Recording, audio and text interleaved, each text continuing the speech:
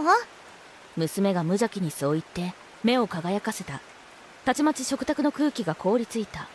怪げそうに首をかしげる義父、顔を背ける義母と夫。は？今のはどういう意味だ？義父の問いかけに娘が答えた。この日、義実家には大きな嵐が吹き荒れることになった。私の名前はユキコ、29歳の専業主婦。夫の俊夫とは大学の美術サークルで知り合った。卒業後、それぞれ就職した私たちはおよそ1年後にたまたま再会。そこから交際をスタートさせて半年後には籍を入れた。結婚式の準備の時、ウェルカムボードを自作したのはいい思い出だ。相変わらずユキコはうまいな。俺最近は絵筆を握れてないよ。社会人になって私たちの毎日はとても慌ただしくなった。だからこそ2人で力を合わせて穏やかで満ち足りた幸せな生活を送ろう。私たちはそう誓い合った。その誓い通り、結婚当初の私の生活はとても穏やかで順調そのもの。夫の両親である義両親も私にとても優しく接してくれて、義両親との付き合いに感じていた不安もすぐになくなった。義父は豪華客船の船長を務めていて、1年の大半を海の上で過ごしている。聡明で物腰が柔らかく、どっしり構えたところがいかにも海の男という感じがする人。義母は自分の意見をはっきり言う人で、義実家のムードメーカーという印象の人。初対面の時からすごく話しやすくて、人見知りなところのある私としてはとても助かった。義両親に関することで私が一番嬉しかったのは、義父も私と同じで絵が好きなことだ。年に4ヶ月ある休暇の間はあちこちにスケッチ旅行に出かけたりもするんだとか。ユキコさんは水彩か。私は油絵でね、山の絵を描くことが多いかな。義父と私はお互いの作品を見せ合ったり、好きな画家の話をしたりして盛り上がった。雰囲気のいい家に嫁ぐことができてよかった、そう心から思ったのを覚えている。結婚当初、私は間違いなく幸せな日々を過ごしていた。ところが私を取り巻く環境はある時期を境に激変することになった。きっかけは私が女の子を妊娠したこと。そのことで義母がものすごく不機嫌になったのだ。どうして男の子を作らないの？何より先に跡取りを設けるものでしょ？私は産み分けをしようなんて初めから思っていなかった。そもそも産み分けなんて完璧にできるわけではないし、子供を授かることができただけでありがたいことだ。でもどうやら義母はそんな考えとは違ったらしい。男の子でないと意味がないと声を荒げた。女の子なんてただの金食い虫よ。嫁いだら終わりだし、何の意味もないわ。私はそんな義母の意見に賛成できなかった。女の子は育てやすいと言うし、成長すればきっと良き話し相手になってくれる。可愛い服が多いこともあって出費がかさみがちだと言うけれど、そこは親の問題。自分たちのできる範囲でできることをしてあげればいいと思う。私はそのあたりのことを義母に説明し、お腹の赤ちゃんを歓迎してやってほしいと訴えた。しかし私の言い方が気に入らなかったのか、私の意見に納得できなかったのか、義母の考えはわからないが、このあたりから義母は私にとても冷たくなった。私を義実家に呼び出してあれこれ家事をさせるようになったのも同じ時期のことだ。座りが辛くても体がだるくてもお構いなしで、義母は私を毎日のように呼び出した。今夏の家事は嫁の仕事よ。お腹？甘えないの。妊娠は病気じゃないんですからね。私に対して極端に厳しくなったし、敵意を感じるくらい攻撃的になった義母。こんな時こそ義父にすがりたいが、残念ながら今は船の上であと数ヶ月は戻らない。私の妊娠期間はこうして心身ともにとても辛いものになってしまった。そうして辛い妊娠期間を経て、なんとか無事出産を迎えた私。その娘のリナを産んだ後も私の状況はそれほど変わらなかった。相変わらず義母からは義実家に呼び出されるし、夕方まで家事をさせられる。庭木の剪定や壊れた雨どいの修理やら、慣れない仕事も嫌になるほどさせられた。中には赤ちゃんを背負ったままではやりづらい作業もあった。だけど義母は意地でも孫である娘の面倒を見ようともせず、完全にノータッチ。こちらがあんまりしつこくお願いをすると、怒った義母に包丁を持ち出されてわめかれたこともある。うるさいんだよ、嫁の分際で。ごちゃごちゃ言わずに手を動かしなさい、手を。いくら義母でもまさか本当に私に向かって刃物を突きつけたりはしないと思う。けれど私は無事でも間違って娘に歯が向くようなことだってないとも限らない。うっかり義母を刺激することがないよう私は命じられるまま素直に働くしかなかった。嫁いびりは義父不在の8ヶ月間みっちり続き、休暇中の4ヶ月間だけやむ。義父が在宅の時、私は何度も義母からの嫁いびりについて相談しようとした。けれどできなかった。義母が目を光らせていて近づくことさえできないからだ。義母に警戒されることなく義父のそばに行けるのは娘のリナくらい。娘は帰ってきた義父と一緒にお絵描きをしたり絵のプレゼントをしたりする。孫と過ごす貴重な時間を邪魔したくない。その意味でも私は義父に相談しづらかった。そうしているうちに私の義実家での立場はどんどん悪くなっていく。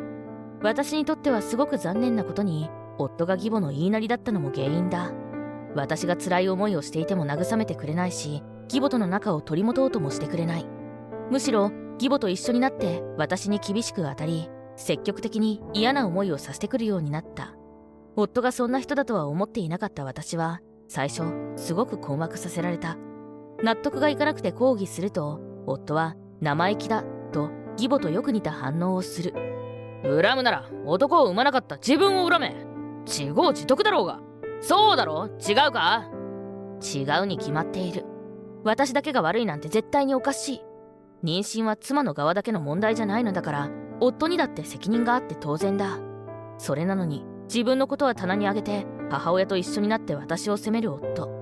私がいくらそう反論しても義母が嫁の責任だと強く言うため、夫もそれに同調する。いつしか私は二人の共通の敵のような存在になり、二人はどんどん結託していく。そして次第に調子に乗った夫は生意気な嫁には罰を与えないといけないなどと言い出した。生意気な嫁はこの家にいらないからな。これから俺の実家で飯を食うときはお前とリナは台所で食えよ。俺たちにその生意気な面を見せるな。分かったな。義母と夫に配膳をした後、私と娘はキッチンの隅で食事をさせられる。義母と夫に睨まれ、隅で小さくなって食べる食事は味なんてほとんど感じられない。こんなのまるで使用人だ。惨めで悔しくて食べながら涙がにじむことも少なくなかった。何より自分と一緒にこんな場所で食事をさせられる娘のことが私は不憫でならなかった。その後も義母と夫からの当たりはだんだん厳しくなっていく。理由は私がなかなか第二子を妊娠しないから。義母はいつまで待たせるつもりだと会うたびに私を怒鳴りつけてくる。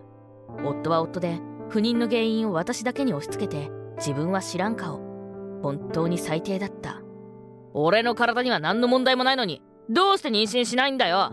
おかしいだろ。お前のせいだからな。私だってもう一人子供が欲しくないわけじゃない。不妊検査だってきちんと受けて体に異常がないことは確認済みだった。なかなか妊娠しない理由があるとすれば、それはきっと精神的なことだと思う。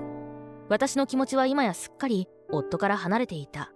きっと体が彼を拒絶しているんだろう。夫婦喧嘩の時、私がそういう話をすると怒った夫は私に手を挙げるようになっていた。お前がそういう生意気な女だから子供ができないんだよ。身の程を知れ。そのうちに夫は義父が仕事でいない間のほとんどを義実家で過ごすように。もちろん私と娘も伴って。そして危機として私をいびる二人。今となっては私は自分が何のために結婚したのかさっぱり思い出せなかった。それから時は少し経ち、娘が4歳になった年のことだ。8ヶ月の航海を終えた義父が休暇に入り、義実家に戻ってきた。義父が帰ってきた日は無事を祝ってお祝いをすることになっている。部屋の飾り付けをしたり料理の仕込みをしたり、私はすごく忙しい目に遭う。だけど義父をねぎらうためと思えば少しも辛くない。むしろ嬉しいくらいだった。そして一通りの準備を終え、いよいよお祝いの席を始めようという時、席に着くよう夫から促された娘が驚きの声を上げた。今日は私とママもみんなと食べていいの？そう言って無邪気に目を輝かせる娘。たちまち場の空気が凍りつく。義父以外の大人は全員固まってしまった。今のはどういう意味だ？義父は首をかしげながら私と娘に目を向ける。義父の問いかけに娘が元気よくキッチンを指さしながら答えた。ママと一緒にキッチンで食べるんだよ。おばあちゃんとパパがこっちで食べたらダメって言うの。立場が違うから一緒に食べちゃダメなんだって。自分が言われた言葉の意味なんて分かっていない娘は、今まで言われたことをそのまま口に出す。それを聞いた瞬間、岐阜の目つきが険しくなった。睨まれて縮み上がる義母と夫。日頃は穏やかな岐阜だけれど、実は怒るとものすごく怖い。お前たち、リナが今言ったことは本当か？俺がいない間、ユキコさんとリナにはこんな隅で食事をさせているのか？黙っていないで本当のことを言え！もちろん、義母と夫は娘の言葉を否定した。似たような引きつり笑いを浮かべて、子供の嘘だと肩をすくめてみせる。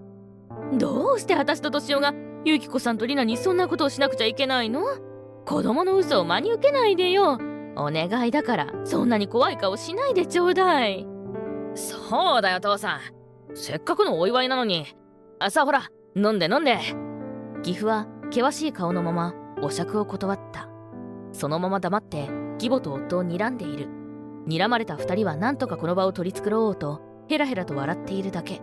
するとしばらく黙っていた岐阜が席を立ち、自分の部屋から数枚の画用紙を持ってきた。それはすべて娘からプレゼントされた絵だという。実はリナが描いている絵について気になっていたことがあったんだ。見てみなさい。岐阜が見せてくれた画用紙には、明らかにキッチンの隅で食事をしている私と娘が描いてあった。他の絵には拳を振り上げる義母や夫の姿も描かれている。